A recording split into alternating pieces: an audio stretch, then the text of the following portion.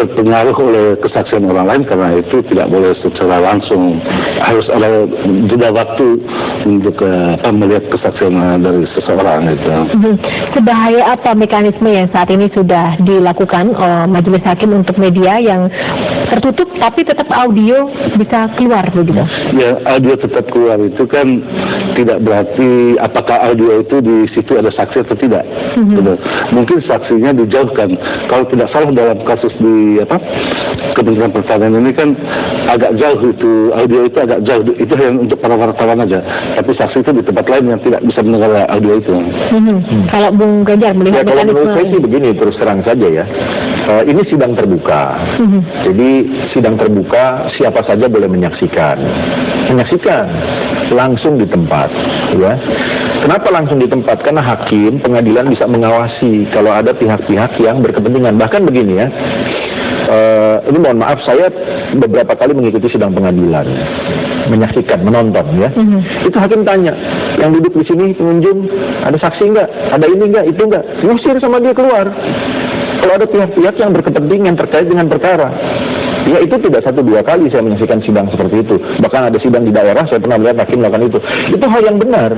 Kenapa? Karena ingin menjaga independensi dan objektivitas saksi. Termasuk independensi, objektivitas jaksa, pengacara, termasuk hakim juga. Gitu. Karena kalau nanti ada saksi yang bisa menyampaikan keterangan, ini kan bisa memperdaya pembuktian di pengadilan, tidak bisa terpengaruh semuanya. Sehingga begini, kalau saya disuruh pilih, lebih baik gambarnya tayang, tapi suaranya tidak terdengar, ketimbang suaranya terdengar, gambarnya tidak tayang. Seharusnya dua-duanya tidak ada, gitu, supaya bisa terpantau. Gitu. Apakah itu berlaku untuk semua kasus atau ini berlaku untuk semua Ahok kasus? Ini ada pengecualian? Berlaku untuk semua kasus. Justru begini ya, pada prinsipnya berlaku untuk semua kasus dan harus adil, harus tegas. Sehingga begini, apalagi perkara-perkara yang menarik perhatian publik gitu. Ini kan dengan mudahnya nanti kalau terdakwa bebas atau dihukum, pasti pro kontra tetap terjadi. Ya, dan itu tidak bisa kita hindarkan bahwa pro kontra akan tetap terjadi.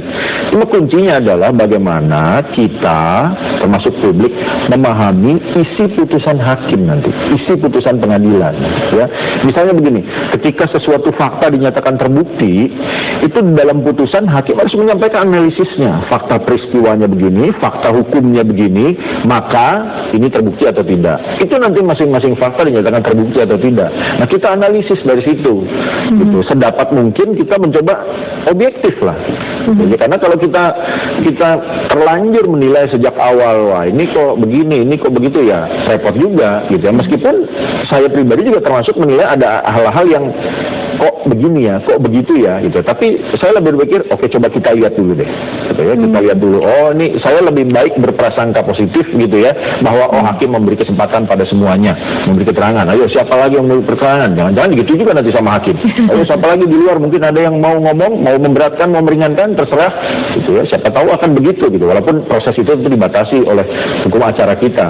Gitu. Jadi kembali seperti yang saya bilang tadi, tidak ada tekanan. Dengan melihat berbagai hal tadi, saya menilai bahwa inilah justru saya merasa proses pengadilan ini bisa kita percaya nih, ya, dengan melihat jaksa yang kompeten, hakim yang kompeten, dan pengacara juga pengacara dengan jam terbang yang saya pikir cukup tinggi ya.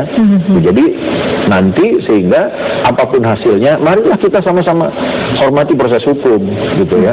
Sehingga kalau mau betul-betul sama-sama menghormati proses hukum, justru menurut saya tariklah demo ini, mau yang pro maupun yang kontra, tarik sudahlah.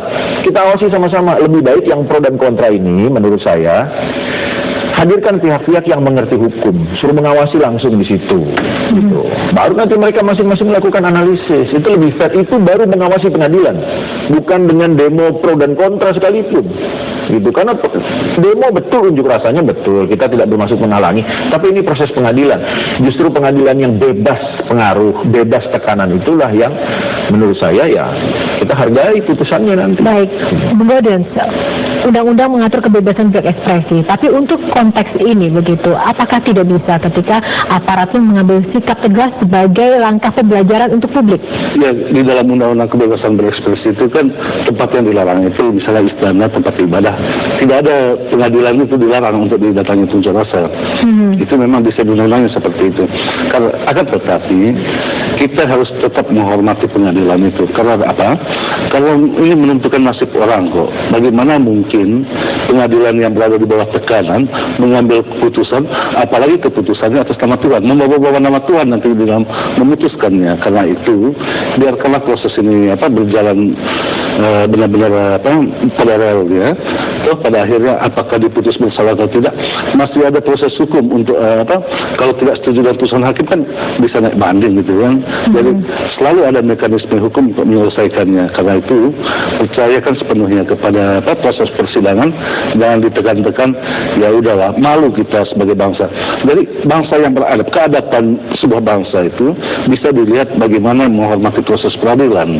Nah, sekarang ini belum menunjukkan bangsa yang adab kita, karena kita mau berusaha untuk mengintervensi pengadilan. Siapa yang bisa bertanggung jawab untuk dapat mendorong, membuat masyarakat kita sadar itu? Semua pihak itu harus jangan pernah lelah untuk menyadarkan orang lain.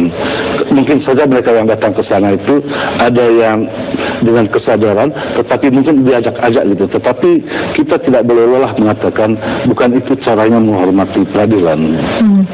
Bung Ganjar, apalagi menurut Anda paling krusial yang harus diperhatikan dalam konteks sidang Ahok ini? Ini bukan sidang penistaan agama yang pertama, tapi ini yang paling menyita perhatian. Ya, jadi begini ya, kita tahu persis ini sidang yang menyita perhatian publik, ya, termasuk menguras emosi publik. Maka oleh sebab itu saya ingin menyatakan bahwa ayolah kita kedepankan rasionalitas, ya, ketimbang emosionalitas. Bahwa ini ada isu agama, tentu ini isu sensitif, ya, yang harus diselesaikan sesegera mungkin. Tapi kembali lagi saya mengingatkan bahwa pasal yang disangkakan adalah pasal penistaan agama, ya, yang pembuktiannya tidak perlu jumlah adakah orang yang tersinggung atau tidak, ya, tidak perlu sama sekali, karena ini murni apakah sebuah perbuatan tindak pidana atau bukan. Tindak pidana yang tidak memerlukan akibat apapun, termasuk ketersinggungan orang. Ya, jadi meski tidak ada yang tersinggung, bisa saja penistaan agama terjadi. Sebaliknya, meski banyak yang tersinggung, belum tentu ada penistaan agama, karena ini deliknya delik formil. Gitu. Maka, ya saya pikir ini juga salah satu momentum ya, publik untuk sadar hukum. Ya. Ya mempelajarilah, mendengarkan, bertanya, berdiskusi, menjauhkan yang sifatnya skeptis. Sehingga kalau ada analisis yang tajam gitu ya, yang ilmiah, ya mungkin baik untuk kita sama-sama jadikan rujukan ya.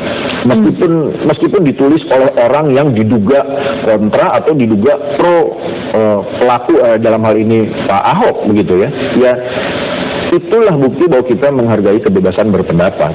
Ya, karena kebebasan berpendapat itu menyampaikan sesuatu, pikiran, karena namanya pikiran, maka yang keluar dari mulut itu sesuatu yang dipikir, ya, bukan cuma numpang lewat, bukan emosi yang numpang lewat, ya, sehingga ya, kita tahu orang kalau emosi, ya, keluar mulut begitu saja, ya, keluar tindakan begitu saja, gitu. Maka ini namanya kebebasan berpendapat, dan publik harus berhati-hati mengemukakan pendapat itu, bukan dalam bentuk kalimat-kalimat yang mengumbar kata-kata yang bermakna negatif, ya, yang bersifat penghinaan, menjelek-jelekan, bukan itu. Gitu. Jadi ini momentum yang saya pikir ya untuk kita semua belajar lah, termasuk terutama kepada Pak Ahok.